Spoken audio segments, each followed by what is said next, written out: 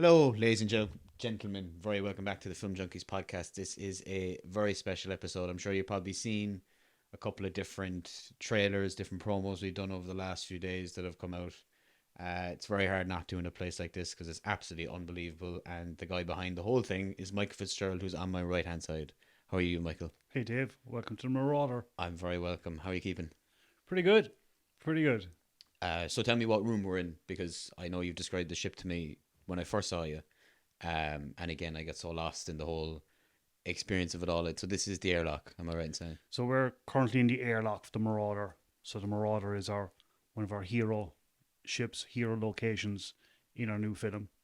So we're in the airlock here, and as long as your guys don't push the wrong button, we won't get flushed out into space. I think our guys like us from what I've been seeing the few days. So let's pray they don't. Now, the one thing that I wanted to get into first, because this is such a unique place to be, and this is all stem from you, which is huge, which is why when I came out to see you, I was struck by that everything you were telling me was all stuff coming from, it was your perspective. You wanted to tackle this in your own way, and you wanted to go and shoot your own film here, and you wanted to cast your own actors and write your own stories. So one of the things I want to ask you, just behind all, what came from behind all that? How did it all start for you? Because this isn't something that's built very easily. This is planned and this is thought through. So I just wanted to know how and when this whole thing came about for you, especially at the beginning. Look, I grew up reading comic books. I grew up with an imagination. I did aerospace engineering at college, so I had a technical competence and an innovation mind. So I suppose short of building spaceships for real, I thought it'd be pretty cool to build a spaceship for camera. So when you see a spaceship on film, it's almost as real because you can see it with your own eyes. So putting this set together, the Marauder set, was key because it enabled us to basically physically create a 3D world to put our story and characters into. It created a world, a physical world, that we could develop our own technical skills. And even being here now today, we can literally just open up the airlock door, walk in, and you're straight on set. You're straight into the spaceship, the location. And I suppose that's the magic of film. You want to be able to bring people in straight away, you know? Yeah. I think it's one of the things that struck me as well. Obviously, the lights in here are brilliant.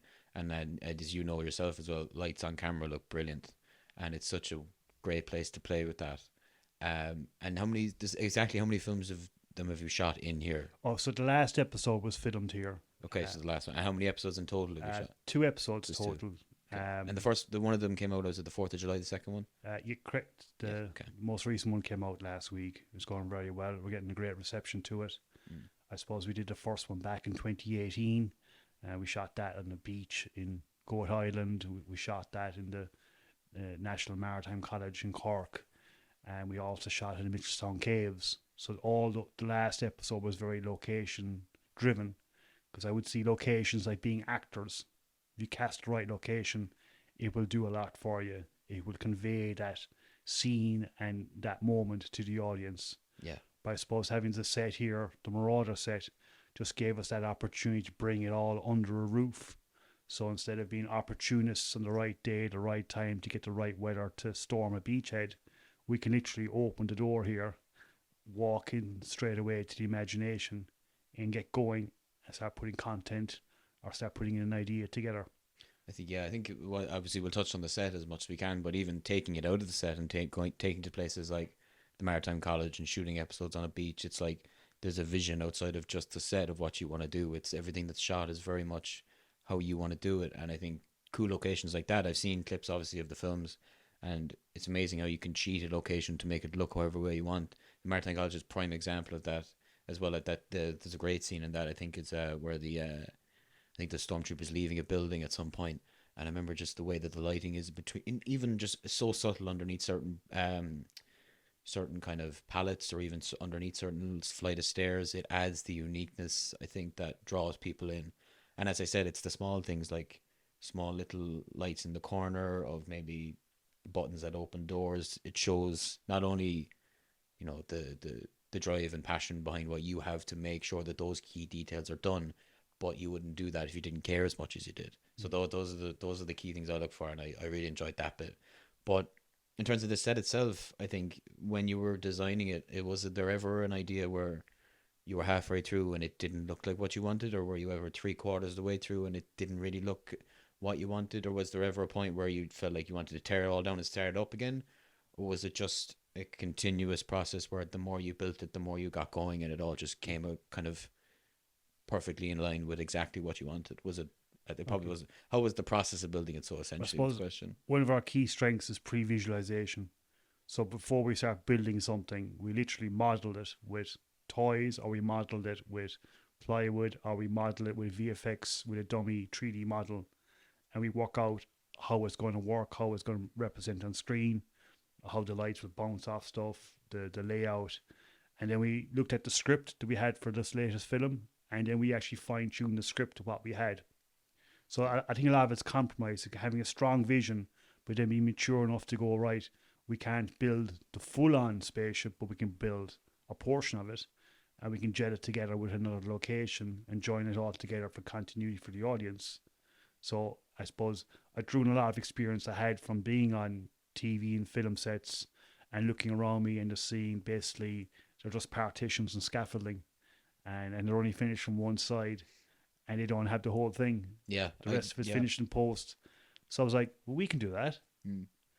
So like going to places like Micheál Caves, the Maritime Cottage, just having a plan to join all those locations together in an architecture, they all look in the same universe.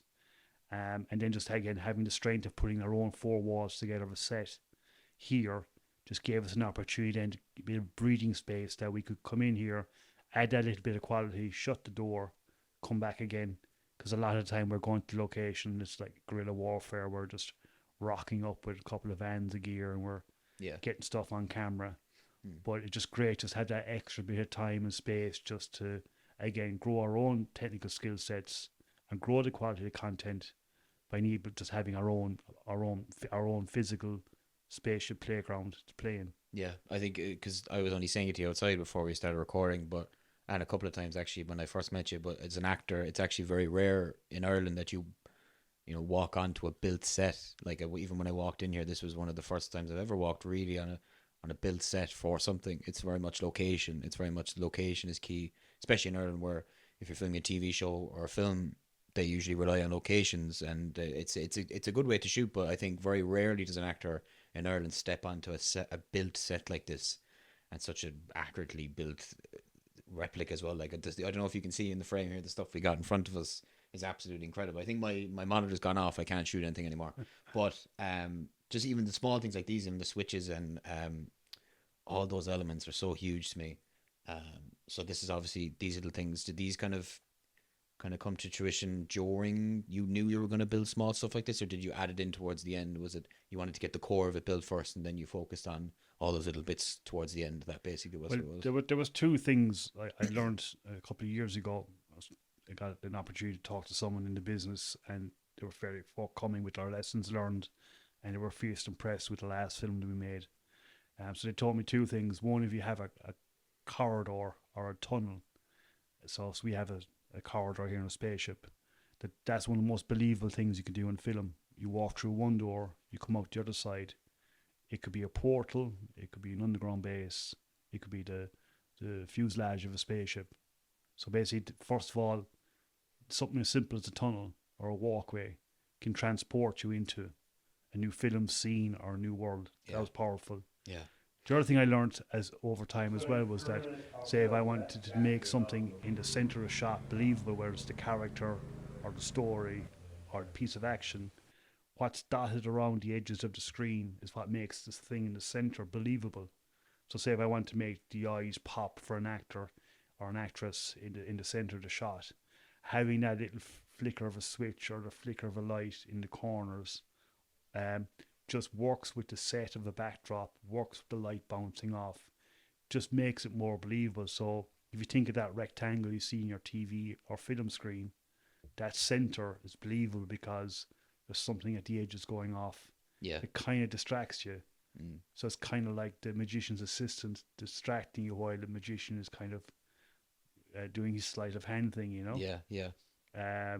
Which is a shame because a lot of these buttons, like I would physically wire myself, here on a cold winter's night. Yeah. And then they don't actually get into shot into focus.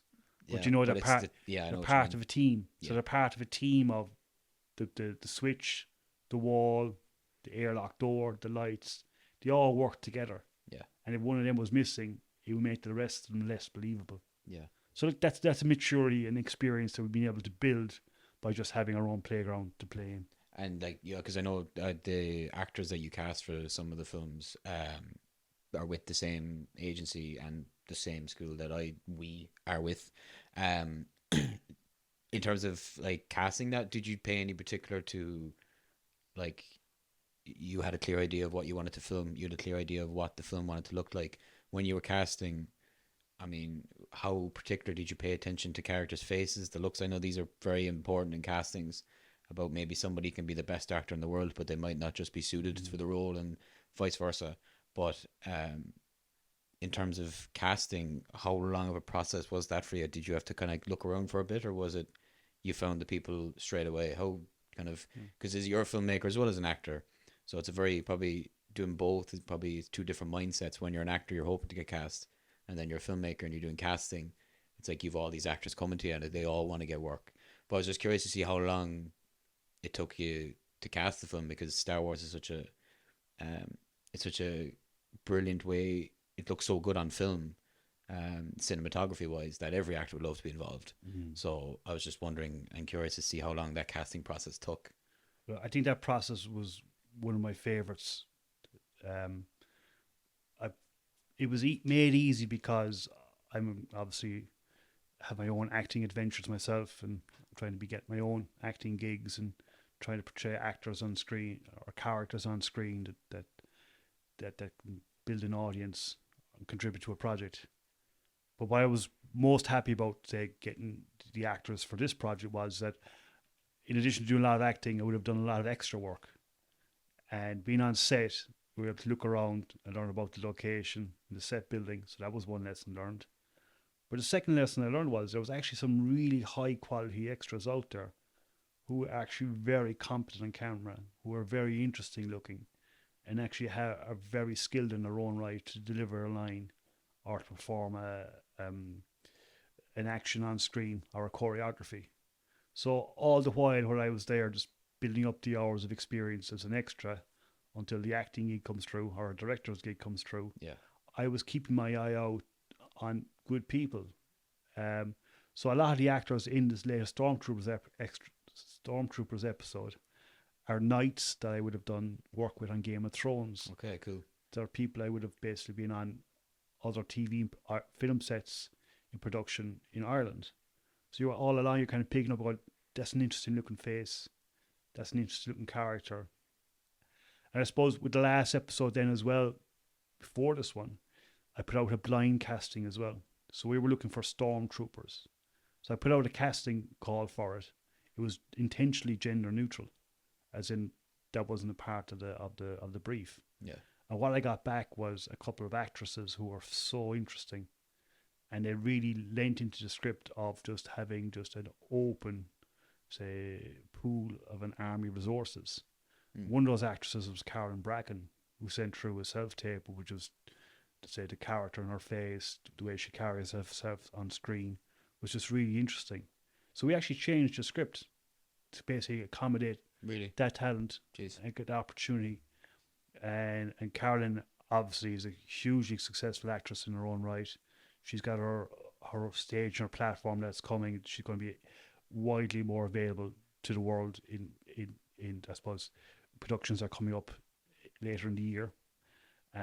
So we're kind of proud that where we did find someone who was really interesting and really talented, we were willing to change as well.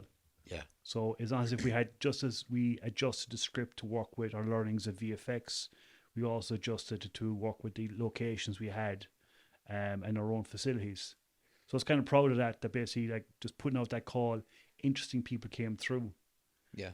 If you look at, say, Pius McGrath, who plays a Marauder captain, he was an extra with me on a job before, and like his quality was just obvious. So a lot of the time is I think basically talent is out there. You just got to see it, implement it, and activate it. Yeah. And just having our own projects, then that we can make the decision to activate them. Yeah. And just as a side to that, then I suppose if you look at something like Game of Thrones, one of the huge success factors of Game of Thrones was their casting. As in, it wasn't just beautiful people from Santa Monica playing the roles. You had like all sorts of Northern English, Scottish, Irish, Welsh, European looking faces. Yeah. They were all like they could have been easily been off a building site as opposed to being a, you know, You'd be surprised with that, with even with extras role, how people that work well, they're into film, but they just do extras work and they would do their normal day jobs, but then they would be seen on those sets. They look like fairly normal day people, and they're just on a set with the same person who's probably dedicated his whole life to acting as the lead role. So it's like I get what you mean with extras. It's a good mix of people. And it's interesting that you've kind of held on to, obviously you've done open casting, as you said, and you found the actors you wanted, but you've also held back on then to someone you would have met in an extras role before. And I get what you mean as well, because we would have done extras stuff before years ago. And you meet people who have the same like-minded goal as you, who some people are just there to have fun, and I get that completely, because it's great fun being on a film set as an extra sometimes. But you've got people who are doing extras work to then get the role, and then to that lead into the next thing. And you feed off that energy because you want to be around those people because they have the same kind of push as you. So I get what you mean completely. And then when they want it as much as you do, they will go off and do your own thing together. So what you've done is you've taken those extras, come together and run your own thing, which is huge. And I think it's very inspiring, because nobody would have ever been pictured building something like this ever. And I'm constantly in awe. Like, we came in here earlier and we were walking around. The lads hadn't seen it before yet, but just being in and around this, you can get a sense of the level of dedication came into it. So I wanted to say, well done, and it looks amazing. And because I would have heard of this place for years, and it was only when you reached out to me and I started looking at the pictures, really, I was like, this place is proper. So in terms of shooting the film, you shot it here, and you obviously have future projects lined up. You are going to Galway Film Festival, you are. Yeah, of course. And what's your plan up there? Just to wear stormtrooper heads all weekend and hope you don't just get kicked out or something like that? I know, just to fit in, really. I suppose like Galway Film You Fest. definitely stick out up there with those hats on, definitely. I suppose Galway Film Festival is like, I suppose, the biggest film festival of the year, really, in Ireland. It's in a great location. It's accessible. The ability to mingle is pretty cool. There's pretty low barriers to interacting with other, say, filmmakers, actors, actresses, and the like. I suppose, like, our film's out. I've been to Galway before a lot of times. I've learnt a lot. But it's kind of cool too to kind of go there with our film done and out there and kind of go, yeah, look, I belong here. My team belongs here. You know, just because our film might not be selected for Galway Film Festival, we're still good enough to be here as filmmakers. Like, so I'm kind of proud of that, and that's all goes back to the people who are in the film, the cast and the crew, the technical resources we've had in the film, the VFX, the assistants I've had to put sets together, the assistants I've had to load vans, the hair and makeup. They're all highly talented people. So I'm really proud that basically now that our film's out and we're here talking about it, that I'm giving them, helping to validate themselves for their own skill sets and personalities, because I'm very proud of them. So it's one thing to make a film, and now the job is put it out there, number two, and number three is to back it up with supporting content, promotion. So basically that hopefully they get an opportunity. I'm a big believer, like, if one person in the team was cast or who gets an opportunity, goes up the ranks or goes up to another project, that's a win for everybody. That's key for me. Yeah, because it's a big relationship then to have if they've gone on and get that role that does propel them. You know, it's a great connection to have if they do maybe think of something, or even then someone in your film gets cast in something big. They have, if they're on set one day, they show someone on that set what you've done. This will inspire anybody. So like, even when you go up to Galway and you said, oh, you feel like you belong here, I get what you mean by that, because you put so much time and effort into something where it's impossible not to. And this is such a unique selling point. If you show people pictures of this, or even some of the clips of the film that you made, I think it draws people in, because, as you know, Star Wars, especially on screen, looks so good. And I know we were talking about maybe not Star Wars now, but I think one of the things as well, I watched the film, it's never really more than one or two people, especially in the films that you shot in here, it's never more than one or two people on the camera. And he said less on the camera is better, because it's, you know, too many people on the camera can kind of, it can be tough, not tough to watch, but it can kind of it's not as easy to draw someone in. But I loved the couple of shots where it was just the sliding doors, the slow walks in, the flickering of the lights, as you said. So you get a slow kind of tension, constant tension, but it draws you in. So I admired that part of the film completely. And yeah, as you said, Galway, going up there, there's so many, there's hundreds of people up there that are doing the same thing as you, creating their own thing, doing their own thing. And you feel like you belong because of that. And I get that completely. I'll hopefully be able to go up next week. Hopefully, fingers crossed, if things be able to work out. But so the films you've shot, or the films that you've released currently, they're out on YouTube. I'll share as much as I can on the page after the episode. But in terms of future, the set is here. It's not going anywhere. I'd assume you're not planning on moving it. I'm assuming it's probably going to be a lot of work to move it if you did. But one thing I want to ask you is for the future, is it just a continuation of writing more scripts, making more films, and kind of just going like that, or do you want to go totally different and maybe shoot something totally different? I don't even know myself, but basically, what's your plan for the studio for the next maybe year or two? Yeah, well, first of all, we're going to take a month or two off. We're going to basically deserved. Is that what Galway is for? The big holiday up in Galway. Just milk some attention and try and get some sense. showbiz value back into the energy levels. We've got a really cool, I suppose, project lined up. It's called Moon Boots. So basically, all this set, all the props, all the resources we have, we can recycle them into a new science fiction project. So Moon Boots is a project about lunar troopers on the moon and contemporary mining facility on the moon. So that's going to be hopefully the next project. We can also continue the Stormtrooper story as well. We've another episode ready to go on that. Right. And I suppose this set, as much as it's a spaceship, it can easily be like an underground base. It can easily be a lab. It can that's the thing. I was like, this is very Star Wars based, yes, but you could turn this into anything. I mean, like, as you said, you can cheat different aspects of it, where you walk into one door and it looks like you walked into somewhere else.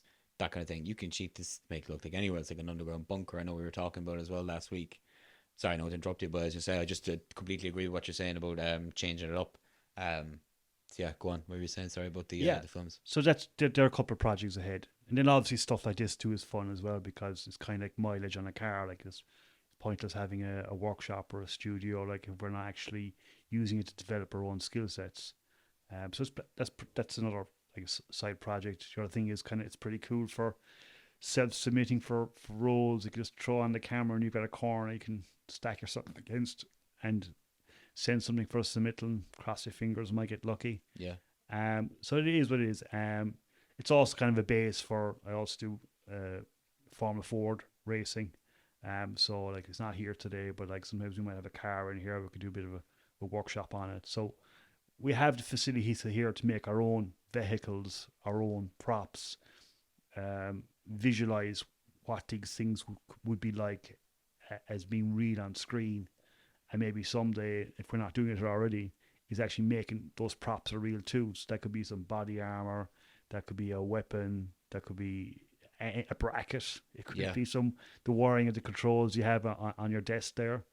So they're all pretty dumb controls at the moment, but like with the right switches and the right connections, that could integrate into a control prototype for some engineering solution. So that's fun. Yeah, that is fun. And in terms of like the episodes themselves, you shoot them all, and is it just you behind the writing, or is there a couple of people behind the writing? Is there a couple of your friends, or is it just you? Okay, so like, I suppose core, I'm driving the writing resource at the moment, but with the last episode, Stormtroopers, William Bean also was my co-writer on that. Okay. Why is he co-writer? Well, he is the brains and he's the engine behind the VFX and Stormtroopers 3, he's the brains of VFX and the last Stormtroopers. So basically, it was important to me as we were figuring out our 3D models, and we were important to integrating with the CGI and the film, that basically, as we were figuring out those problems and changing the script to suit what we can and couldn't do, that Williams, work will be reflected as a writing credit. Okay. Because that's important to me, because I think, it's one thing to write a story, it's another thing to the screenplay, and it's another thing to get it on screen. So sometimes I think a lot of decisions, a lot of creative I suppose, compromises or creative genius can get lost in that specific writer's credit. Yeah. So I suppose it was important to me that William basically would have put up with all my ideas. He would have put up with us doing trial runs of CGI footage. We did some test filming. And once he was able to stand over what he could do from a VFX point of view, we could lock that into the script. So I think that's kind of important for kind of that pre-visualization step where you can write it, it's great, but then how are you going to do it? Yeah. And if you do it, then the script got changed for that. Yeah. So it was important to me that basically people who make significant contributions into the project are properly recognised, and that goes from actor, actress, hair, makeup, props. Everyone's huge. Yeah, every single role is huge. And it's just like the buttons on the screen we talked about earlier. Like, if we're missing any one of them, then the core project in the centre has a high risk of falling down or not being as good as what it could have been. If everyone worked together. Yeah. I mean, and as well, one thing I meant to say, because obviously it being so inspired from Star Wars, are you kind of driven to maybe write a story or make a film that's so different to what every other Star Wars film is made, or do you try and stick to the basics of what Star Wars films are? And I mean, the basics of Star Wars films are the CGI, the cinematography, we understand that, but from a script point of view and characters and, character arcs and stuff like this, are you trying to do something totally different then, or are you trying to stick to similar enough kind of pattern of how a Star Wars film would normally go? Do you think you kind of try and switch it up with the films, or is it? I think Star Wars is a great platform. Like, you're already like addressing a ready-made audience. You're already addressing a ready-made production standard and a production quality expectation. So it's like playing sports or racing Formula One. Like, you're already competing or presenting yourself in an environment where there's a quality and results are kind of expected. So that's pretty cool. So we're already setting ourselves up to be measured, which is brilliant feedback for developing our filmmaking skills. Yeah. I suppose in that environment too, I suppose we're trying to stay away from the whole core Star Wars story. So we're kind of happy to develop ourselves as part of being a piece in that universe. So a corner of that universe. Yeah. So basically we can maintain the continuity with, say, the spaceships, the locations, the armor, the costumes and stuff. So we can buy into that and be part of that universe. But I suppose for me, like, I'm more interested in real stories, like, say, working class stories, the story of the soldier in the trenches, the story of the person who's in the conflict in their families back home, the story of the real world, say, consequences and compromises that happen politically. I think that's very, very interesting. So I suppose we're kind of going down to a granular level, and with our project with Stormtroopers, I'm very interested in looking at it from the Stormtroopers or, for, say, the Empire point of view, and why these people are just conscripts, why these people are generally join the military as an opportunity to, say, develop themselves in life, Yeah. So that is the core of its essence. So it's grabbing that big world imagination, but just grabbing a corner of it and kind of rooting it in reality in all those kind of social challenges we have in our own lives, and saying, well, what if they weren't all bad guys? What if we're seeing it from their point of view? Like, and that could go for any conflict or any social country in the world, Yeah, true. And I think, as I said, taking your own unique term on it and trying to make it your own thing is huge. And all the set building and all of the writing your script and all, getting all the films done and casting and everything, this is all stemmed. It's like whenever, even when I talk about starting the podcast, like, it all stems from inside your head. I'm just curious as to say, the studio, the films, the actors, the stories, all of this come from inside your head. And I just find that only comes from realizing that, you can do as good a job as anyone else. And that the drive behind it is very, very unique and it's very admirable. Because not people, like you said, this took 6 months to do. Was this a kind of thing where you woke up one morning and started it 6 months on, or how long? Maybe was it a couple of years you were kind of humming and hawing over building it? Was it on the cards? Was it not? I love the core of why people do what they do, or what kind of sparked it, what kind of sparked doing all this, because you obviously work full time, But doing all this on the side is a lot of work and a lot of dedication to do it as well as you wanted to as well, not just to try it and see what happens. To do it to a level that you want it to, it takes a lot of time and effort and sacrifice. So I'm just curious of what sparks it. Is it the films themselves? Is it kind of just the love of filmmaking, or is it even both? It could be even both, I suppose. What do you think kind of inspired you to really kind of tackle it? Well, it's kind of cool to have a shed too. True, sheds are handy. If you don't have a shed, get a shed. That's very handy. We are in a shed. You'd never think it's a shed, and I swear this set looks so small from the outside, and you walk in and it's huge. It's crazy. So yeah, get a shed. And don't pee in yellow snow. So like, so having a shed, having something to come down to, you can bodge stuff together. Like, so like, I am an engineer at heart, so it's really cool to kind of come to a location, and as much as you're inventing on the script page for the screen and for the words, I kind of like the physical invention as well. So you're coming down of an evening during the week, you've set structure you all put up, and you're just adding bits and pieces. So it's pretty cool to just come down to a table, maybe you just set up the device and you're making up a prop or you're making up a piece of wardrobe. But I suppose I'm kind of pretty proud that any day that we do go to film, though, I do try very hard to pre-visualize what we're going to do. I try very hard to kind of itemize what we need. Yeah. Keep it, I suppose, keep it trim. So we're not bringing 4 or 5 vans. We have one van. So making key decisions of what we're bringing. And that works then hand in hand with, say, the locations we're going to or what we're building here. Just having a plan of what needs to be done or made to achieve the filming day. So the filming day is your match day. So all your training, all your pre-prep, just like sports, like it's like have your preparation done. Can we turn up to the filming day, get what we get? And sometimes film days go great. Sometimes filming days are a little bit more challenging. Yeah. But that's just like a match. You're in the game. You just like... You're going to go 2-0 down at some point and stuff like this. Yeah, I know what you mean. Correct. So, like, do you give up? Yeah. Or do you keep going? We literally had this situation, like, half an hour ago with the microphones. Like, we were going to hold these and they were making so much noise. And we were all in tears. It was all a mess. And then 5 minutes later, bang, we were all okay again. He's not crying anymore and Keane's okay. So that's all good. Yeah, I know what you mean. I know, because some days on set where you have to kind of... sure, even on feature films and stuff, there's days where it just gets messier, it gets more intense, but it's only because everybody on the set wants to do a good job and they want it to be done right. I think there's a difference between people getting upset over an inconvenience because they want to get out of here, or people getting upset over an inconvenience because they want to get it done right and it's not going right. It's a difference in standard, and I know what you mean. You want to surround yourself with those people who are getting upset over the little things and they're not going right because they just care. And when you care a lot about something, it'll come off right for you. And obviously, this is a prime example of that. The stormtrooper suit outside and the droids and the droid. I like the way the stormtrooper suit is quite battle torn. It's not pristine. I like the way it's got a bit of damage to it. And the droid is in its coffin outside. We had a look. I showed the lads. I know you weren't there, but I showed the lads the droid. Those were the stormtrooper you bought. You bought that elsewhere, did you? You got that in yourself?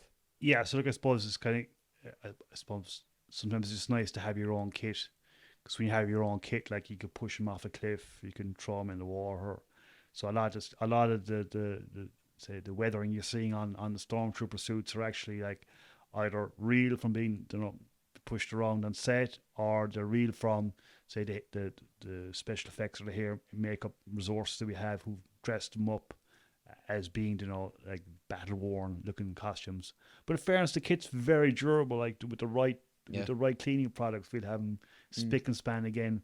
But I suppose it just kind of fits into that kind of Game of Thrones theme again, and that kind of battle worn science fiction universe. Yeah, that's what I'm worried about. Whereas battle worn, you see the scratches and you see the PTSD in the faces of characters. Like, just makes it a lot believable. Like, goes back to the struggles we have day to day, whatever your job, profession, or interests are. Is that it doesn't always go right. Like, and sometimes the beauty in life is that you just keep persevering through, and before you know it, you get to the end, and you figure yourself it was actually okay.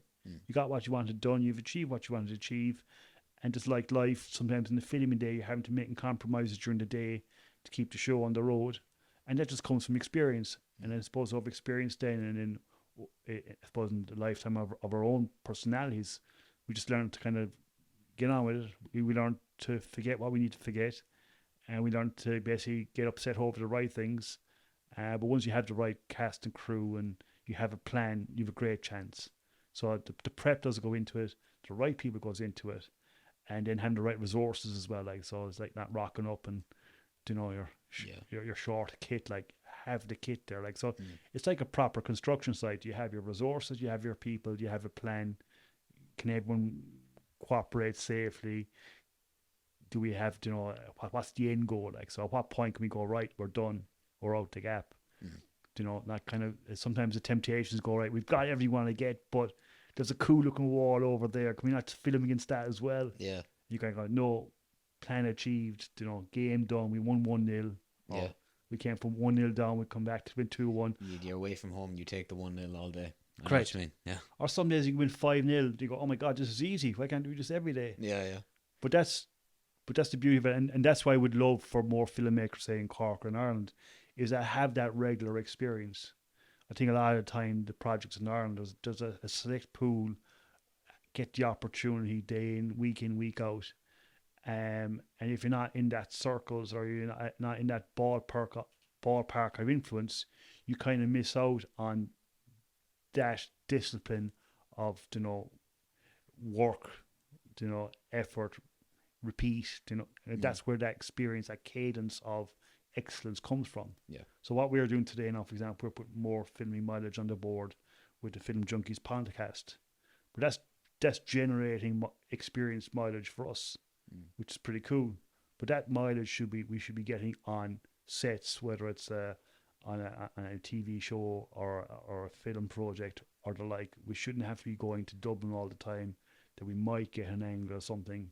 Yeah. These things should be more, I suppose, accessible. And there's no reason why they can't be. Yeah. Yeah, so that's all true. And I know what you're saying, you can make the Stormtrooper look more pristine if you wanted to. You have the ability to get rid of the battle tour marks. The Stormtroopers, yeah. And then the droid, was that... Do you build that yourself? Okay, so I suppose I was going to mention the dreaded word, but look, COVID happened. Oh yeah, that thing. So we were halfway through the film, we were flying along, we were all ready to go with and then obviously COVID happened. But look, COVID happened for everybody. It wasn't just a problem that got personal for our project. But COVID happened, and obviously it looked for a while then, and we weren't going to get into the locations we needed to finish out our project, which we just had to bite that patient pill. We had to. Yeah. It's tough as well. I know as an artist, you could do barely anything back then. Yeah. Correct. But then that's where then the experience and then the innovation and then your kind of gut instinct comes in, going, well, I have this time. It's possibly going to be 6 months before we get to film again. I have this cool set of a Marauder. Wouldn't it be cool to have a droid?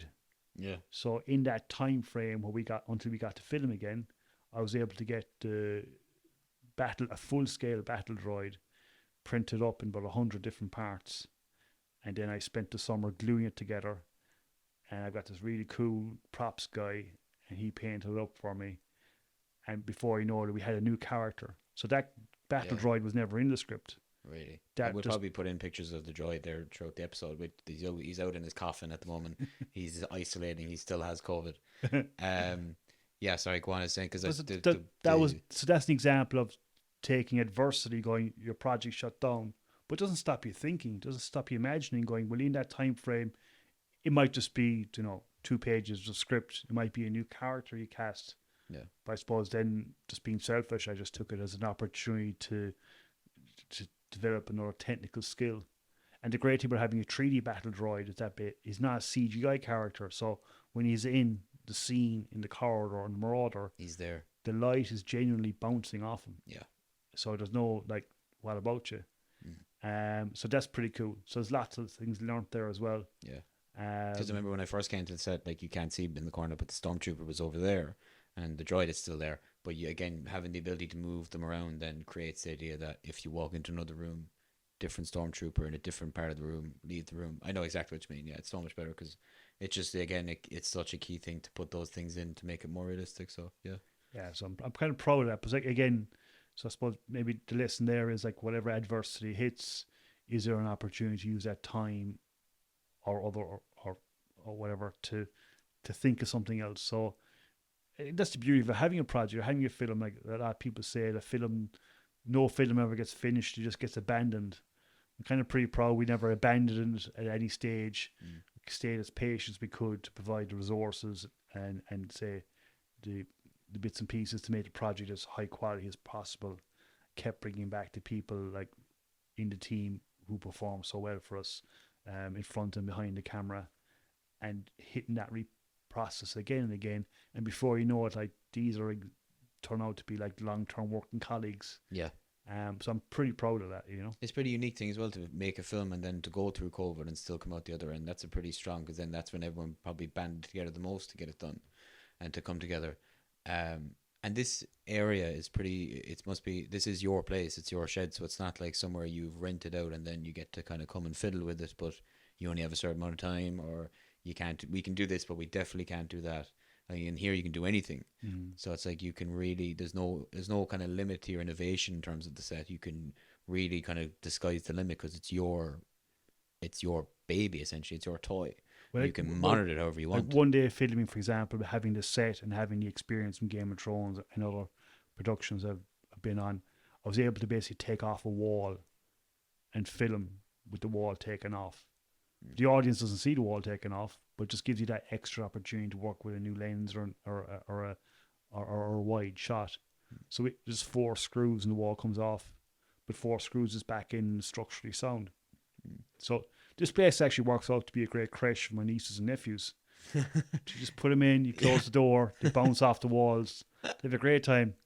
I'd imagine. I was saying you could turn it into anything you want. That creche was one of the last things actually on my mind, honest to God. But now that you say it, that's pretty funny. I actually a few cousins in Middleton that are big Star Wars fans, so I'll probably drop them up to you next week, and I'll collect them on Friday or something. We can't. Well, it's a big can of Coke and a bag of crisps, and they'll be sorted for life. Absolutely wired. In terms of actually like kind of the Star Wars is such a big fan base, like.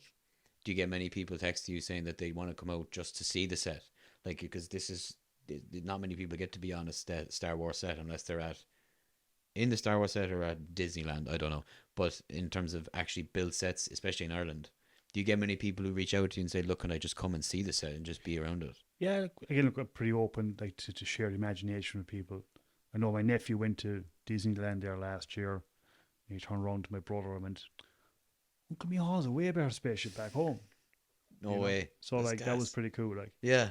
But it's kind of cool too to see nieces and nephews as well. Like that they can build up that or break down that barrier of imagination. Going well, like they now have experience of, I always say, a science fiction film is made. They have experience of being on a set. They have experience of kind of seeing their uncle or their father basically on screen, and they just know it basically breaks down that I suppose the barrier of reality or that barrier to try something for themselves. Yeah, true. So I'm kind of proud of that. You kind of, I suppose, enabling them to kind of maybe think beyond our own imagination, ambitions from themselves. Yeah. So like if that becomes a by knowledge that that's pretty cool. So the films. So you've got.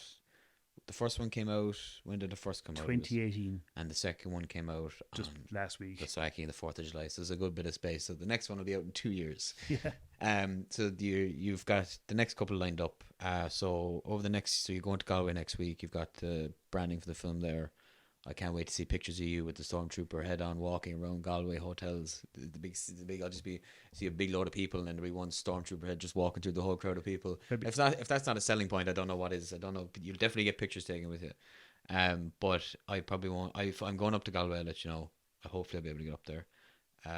So when's the next year? Kind of any idea about the next project, even shooting or anything? It'll probably be, I suppose, maybe early next year. Or next year. I suppose if we push the button again, then I'll just take all the experience and I suppose the lessons learned from this project, and a lot of that goes into prep and before turning on any camera, just having a solid script, a solid plan, a solid project, having the funding in place to do it as well.